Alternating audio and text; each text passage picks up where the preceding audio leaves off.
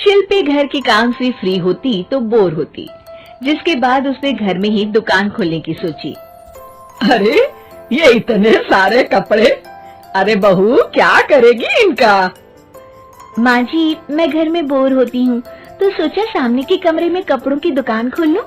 घर का काम भी हो जाएगा और 4 पैसों की कमाई भी। अरे वाह वाह, ये तो बहुत ही अच्छी बात है। मैं भी तेरी मदद कर दिया करूंगी। वाह माँ जी, तब तो मजा आ जाएगा। अब हम दोनों मिलकर खूब पैसे कमाया करेंगे। अब क्या था, सास बहू का काम चल पड़ा। एक दिन, अरे राकेश की माँ, सुनती हो? कहाँ चली गई? भूख के मारे पेट में चूहे कूद रहे हैं। अरे नंदिनी, कहाँ हो? भूख लग रही है। पापा कहाँ है माँ? पता नहीं बेटा, भूख लग रही है। आज तो किसी ने चाय भी नहीं पूछी। तभी सास बहू घर के अंदर ढेर सारे सामान के साथ आती है और वो भी हंसती हुई। अरे वाह बहू, ये तो बड़ी अच्छी मार्केट दिखाई तूने। बड़ा ही सस्ता सामान था। हाँ माँ जी, और ये सामान हम डबल पैसों में बेचेंगे, मजा आ जाएगा। अरे बहू, भूख लग रही है, कुछ खाने को दे दे।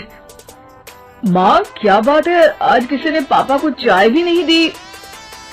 अरे बेटा, अब 40 साल में तेरे पापा ने क्या चाय बनाना भी नहीं सीखा? अरे बेटा रहने दे अब इस बहस को। तुम लोगों ने वैसे बनाया क्या है? बहू परेशान हो जाती है और सास को अकेले में लेकर जाती है। माँ जी, आज तो हम लोगों ने खाना ही नहीं बनाया। अरे बेटा, बाहर के छोले भटूरों से पेट इतना भर गया कि याद ही नहीं रहा कि घर में ये लोग भी हैं खाना खाने के लिए। अब क्या किया जाए? तभी घर में एक महिला आती है। जी, वो सुना है आप लोगों की यहाँ साड़ी बिकती है, जरा दिखाएंगे क्या? हाँ हाँ, क्यों नहीं। माँ जी, आप इन्हें साड़ी दिखाइए, मैं तब तक पिताजी और इनके लिए खाने का इंतजाम करती हूँ। सास उस औरत को लेकर सामने वाले कमरे में चली जाती है जहाँ उन लोगों ने दुकान खोली थी। वहीं बहू भी किचन में चली जाती है। अब इतनी जल्दी क्या बनाऊं? पापा जी तो खाने के लिए भी बैठ गए हैं। आइडिया, मैं खाना बाहर से ही ऑर्डर कर देती हूँ। थोड़ी देर में खाना आ जाता है और बहू टेबल पर खाना लगा देती है। हे भगवान, कितनी कड़वी दाल बनाई है बेटा। नहीं नहीं पिताजी, वो क्या बात है नंदिनी, रोटी तो चबाई ही नहीं जा रही है, लग रहा है रबड़ खा रहा हूँ।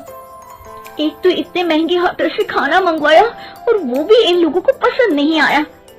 तभी सास नोट गिनती हुई बाहर आती है। वाह माँ जी, बड़ी कमाई हुई लगती है। हाँ, मैंने वो 2000 वाली साड़ी 3000 में बेच दी। अरे वाह माँ जी। दोनों सास बहू बहुत खुश हो जाती हैं। मेरे पेट में ना बेटा जोर का दर्द हो रहा है। अरे माँ, क्या हुआ? पेट में दर्द? बाहर का कुछ खाया था क्या? मैदा तो नहीं खा लिया? मैंने छोले भटूरे खाए थे। माँ क्यों खाए? आपको तो पता है कि आपको मैदा सूट नहीं करता। चलिए माँ को डॉक्टर के पास ले जाते हैं। तभी अंदर से पापा की आवाज आती है। हे भगवान, मेरा तो पेट खराब हो गया। सब पिताजी के पास जाते हैं। पिताजी, आपको क्या हुआ? खाना बासी था शायद। अरे पिताजी, नंदिनी जानती है कि बासी खाने से आपकी तबीयत खराब हो जाती है, तो वो ऐसा क्यों देगी, है ना नंदिनी? वो खाना मैंने बाहर से ऑर्डर किया था। मैं और माँ दुकान का सामान लेने गए थे, इसलिए खाना नहीं बना पाए। क्या नंदिनी, दुकान के चक्कर में तुमने तो सारे घर का हाल बिगाड़ रखा है। चलो अब माँ और पापा को लेकर अस्पताल चलते हैं। अस्पताल में जाने पर डॉक्टर कहते हैं, हाँ, इन दोनों को तो एक दिन के लिए एडमिट करना पड़ेगा। क्या? क्यों? पेट ही तो खराब है ना।